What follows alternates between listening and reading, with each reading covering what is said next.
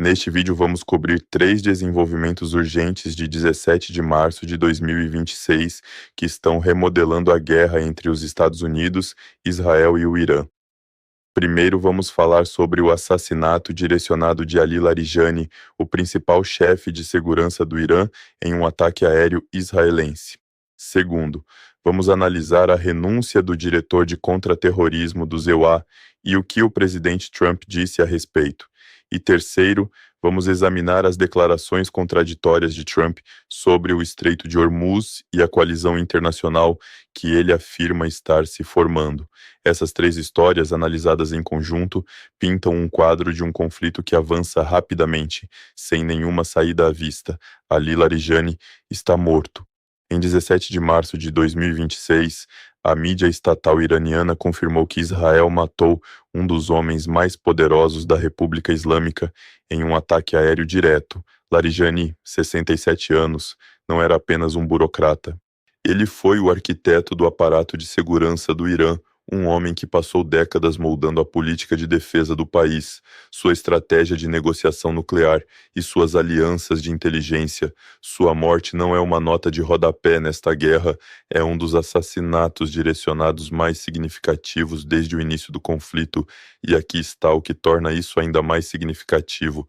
Larijani não morreu sozinho. Seu filho Morteza Larijani também foi morto no mesmo ataque, assim como Alireza Bayat, secretário adjunto para assuntos de segurança do Conselho Supremo de Segurança Nacional do Irã. Em uma única operação, Israel não apenas eliminou um alvo isolado, decapitou um nó crítico da estrutura de tomada de decisões de segurança nacional do Irã. Esse é o tipo de ataque que leva anos de inteligência para ser executado, e o fato de Israel tê-lo realizado no meio de uma guerra ativa diz algo importante sobre a profundidade da penetração israelense nos sistemas iranianos. Para entender por que a morte de Larijani importa tanto, é preciso entender quem ele era. Ele atuou como presidente do parlamento iraniano, atuou como secretário do Conselho Supremo de Segurança Nacional. Era um confidente pessoal próximo de Ali Khamenei, o líder supremo que ele mesmo foi morto em um ataque aéreo israelense em 28 de fevereiro, apenas 17 dias antes da morte de Larijani. Pense nessa sequência por um momento. Em menos de 3 semanas, Israel matou o líder supremo do Irã e agora o homem que funcionava como um dos principais arquitetos de segurança do país. A cadeia de comando dentro da República Islâmica não está apenas sob pressão, ela está sendo sistematicamente desmantelada. Larijani também esteve profundamente envolvido na gestão da brutal repressão aos protestos domésticos que eclodiram no Irã no final de 2025 e início de 2026. Organizações de direitos humanos relataram que as autoridades iranianas mataram milhares de civis durante aquele período de agitação. Larijani era considerado um dos principais arquitetos dessa repressão. Ele também foi o principal negociador do Irã nas conversas nucleares com Washington e ainda nos primeiros dias desta guerra declarou publicamente que Teherã não tinha interesse em negociar com os Estados Unidos para encerrar o conflito. Essa postura, combinada com tudo o mais que ele representava, fez dele um alvo de alta prioridade. Além de seu papel interno, Larijani serviu como uma ponte diplomática crucial entre o Irã e seus aliados. Ele viajou a Moscou em 30 de janeiro para se reunir pessoalmente com Vladimir Putin, poucas semanas antes do início da guerra. O Kremlin descreveu aquelas discussões como focadas em questões regionais e internacionais, além da cooperação bilateral. Desde o início do conflito, a Rússia teria fornecido inteligência ao Irã, inteligência essa que foi utilizada para atacar as forças americanas na região. Larijani era uma das figuras-chave gerenciando esse relacionamento, e sua eliminação corta um dos fios mais sensíveis que conectam Teherã e Moscou em um momento em que o Irã precisa de cada vantagem que puder encontrar. Agora vamos falar sobre o que está acontecendo dentro de Washington, porque as rachaduras não são visíveis apenas em Teherã. No mesmo dia em que a notícia da morte de Larijani se espalhava, o presidente Donald Trump comentou a renúncia de Joe Kent, diretor do Centro Nacional de Contra-Terrorismo.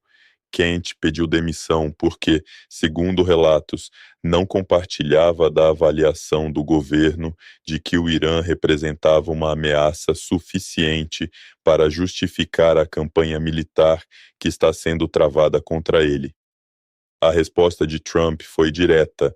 Ele disse que foi uma coisa boa que Kent tenha saído, porque não poderia trabalhar com alguém que não acreditasse que o Irã era uma ameaça. Ele também disse, e isso vale uma pausa, que sua decisão de bombardear o Irã evitou o que chamou de um holocausto nuclear. Essa declaração carrega um peso enorme. Se Trump está enquadrando publicamente esta guerra como um ataque preventivo contra uma ameaça nuclear, ele está essencialmente confirmando que a destruição da infraestrutura nuclear do Irã não era apenas um objetivo secundário, era a justificativa central. A renúncia do diretor de contra-terrorismo por conta de uma discordância fundamental sobre a avaliação de ameaças não é uma simples troca administrativa, reflete uma tensão mais profunda dentro do aparato de segurança nacional dos Icasaiba sobre como esta guerra foi justificada, como está sendo conduzida e para onde está indo. Quando funcionários seniores de inteligência e segurança começam a deixar seus cargos no meio de um conflito por causa de divergências estratégicas, isso é um sinal que merece atenção séria. E então há o Estreito de Hormuz. É aqui que as coisas ficam complicadas de forma muito pública. No fim de semana, Trump convocou os países com interesses no Estreito a formarem uma coalizão naval para manter a via navegável aberta. O Estreito de Hormuz é um dos pontos de estrangulamento estratégico mais críticos do planeta. Entre 20% e 30% do petróleo mundial passa por aquela passagem estreita entre o Irã e a Península Arábica. Se o Irã o fechar ou mesmo ameaçar interromper o tráfego por ali, a economia global sente quase imediatamente na forma de choques nos preços de energia. Trump anunciou na segunda-feira que vários países concordaram em se juntar à coalizão e estavam a caminho, alguns deles tendo de atravessar um oceano para chegar lá. Mas na terça-feira, sentado no Salão Oval, ao lado do Taoiseach irlandês Michael Martin, Trump mudou completamente seu tom. Disse aos repórteres que os Estados Unidos não precisam de ajuda, que não precisam de nenhuma ajuda quando se trata do Estreito.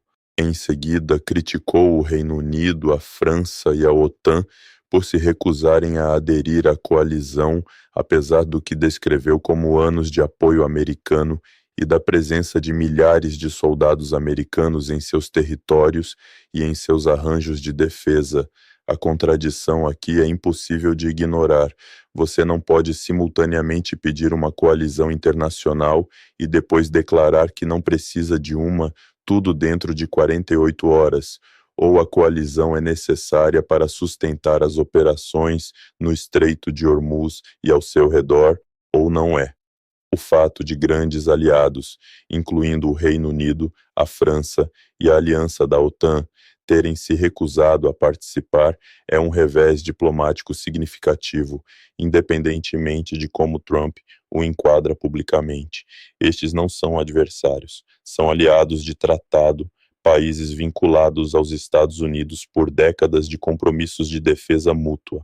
Sua recusa em integrar uma coalizão em apoio a esta guerra é por si só uma declaração.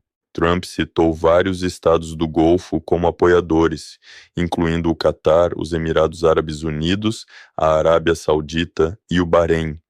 Elogiou Israel como um parceiro forte.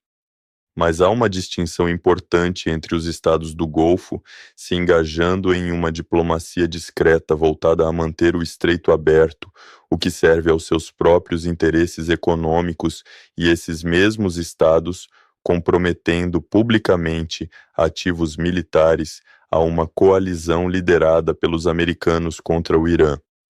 Nenhum país do Golfo aderiu publicamente à coalizão. O apoio diplomático que Trump está descrevendo e o compromisso militar formal que ele inicialmente pediu são duas coisas muito diferentes.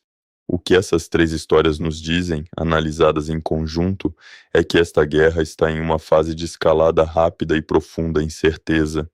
Israel está executando uma campanha sistemática para destruir a estrutura de comando do Irã e está fazendo isso com precisão e inteligência notáveis.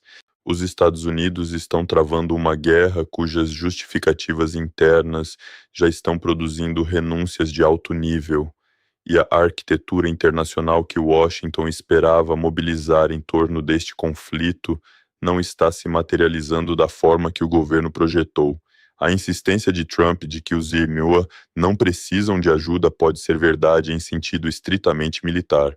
O poder naval e aéreo americano na região é esmagador, mas guerras não são vencidas apenas por poder militar, e a sustentabilidade política de um conflito prolongado em um dos corredores estratégicos mais sensíveis do mundo depende de muito mais do que porta-aviões e ataques aéreos. Os próximos dias e semanas vão determinar se a pressão aplicada sobre a estrutura de liderança do Irã produz um colapso, uma saída negociada ou um aprofundamento e uma escalada por parte de Teherã. O que sabemos agora, em 17 de março de 2026, é que os homens que construíram e comandavam a máquina de guerra do Irã estão morrendo. E o mundo observa para ver quem, se é que alguém, está disposto a intervir para deter isso.